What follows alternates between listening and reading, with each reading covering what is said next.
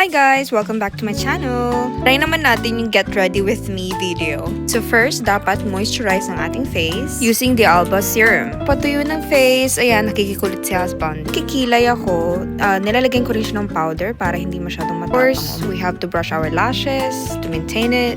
Siyempre, gusto natin maging Korean ng peg. Magagawa tayo ng eggyosal.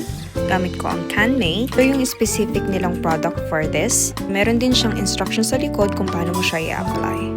Tanan! Yan na ang result. Of course, hindi mawawala ang highlighter from Canmay as well. Yan, lagyan natin ng cheekbone, nose, and lips. Phew! Ayan na ang result. Ganda, diba? Yan, simple lang pero nabuhay yung mukha ko. For lip tint naman, ang gamit ko ay from Dear Self Beauty, Candice. You can buy this in the Philippines from Lazada. Napakaganda nito kasi gel type siya and matagal siya nagstay sa lips mo. Yan, nandito na nga pala tayo sa Ikebukuro to meet some friends. Dito sa Ikebukuro, may naren kaming place. It's called FEEP. For each space, pwede nyo siyang rentahan per hour.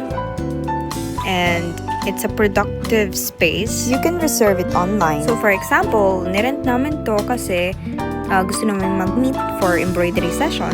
Ayan, ito yung space namin na nirent. For our embroidery session, dumiretso na nga kami sa next appointment ko, which is a Sakura Lounge here in Ikebukuro.